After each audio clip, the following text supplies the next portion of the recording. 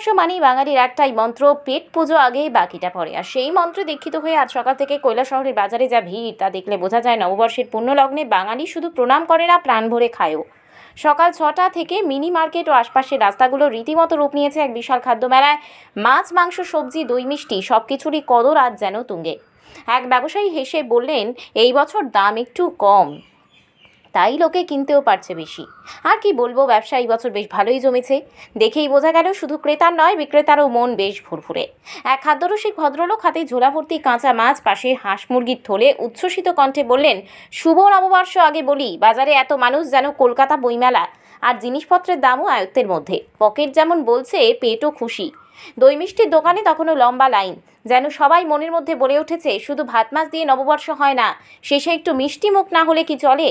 সব মিলিয়ে বাংলা 2024-এর এই শুরুর দিনটিতে একটাই ছবি, বাঙালি আর তার খাদ্যপ্রেম একসঙ্গে উৎসবের আনন্দে মেতে উঠেছে।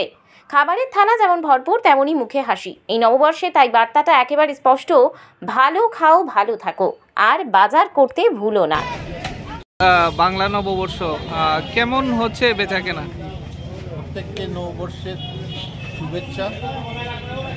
আজ পয়লা বৈশাখ। এবারে ব্যবসা অনেক ভালো আছে অন্যবারের তুলনায়।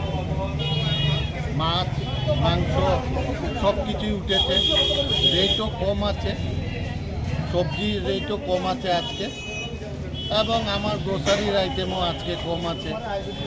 সুতরাং এবার মানুষও প্রচুর আছে, তাই ভিড় আছে। আরও অনেক মানুষ আসবে, সময়টা যত হবে ততই আসবে মানুষ। এখন পর্যন্ত কেমন বেচাকেনা হলো? ভালোই হয়েছে, সবারই মোটামুটি ভালো হচ্ছে, আরও একটু সময়ের অপেক্ষায় আছে। মানুষজন গতবারের তুলনায় এবার বেশি না কম? এবার বেশি আছে, জায়গাটা ছোট, তাই অনেক অসুবিধা হচ্ছে। বাজারের বেগ অনেক দূর থেকে এসে কিন্তু মানুষের উৎসাহ উদ্দীপনা আজকের এই নববর্ষের দিনে দেখে অত্যন্ত ভালো লাগছে, এবং আমি এখানে আসতে পারি আমারও নিজেরও খুব আনন্দিত মনে হচ্ছে। কেনাকাটা কি করলেন বা দাম কেমন এবার? এখন পর্যন্ত কেনাকাটা করিনি, তবে যাচাই করেছি অনেক। তো বিগত বছরের তুলনায় এবছরে দামে অনেকটা মানে নিজেদের কবলের মধ্যে রয়েছে, দামটা অনেকটা কম।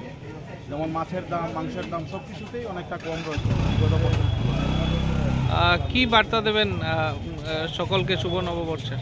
শুভ নববর্ষ সকলের জীবনে শান্তি সম্প্রীতি যেন বয়ে আনে, সবাই যেন সুখে সুস্বাস্থ্য নিয়ে সবাই যেন জীবনযাপন করতে পারে, এটাই আমার বার্তা।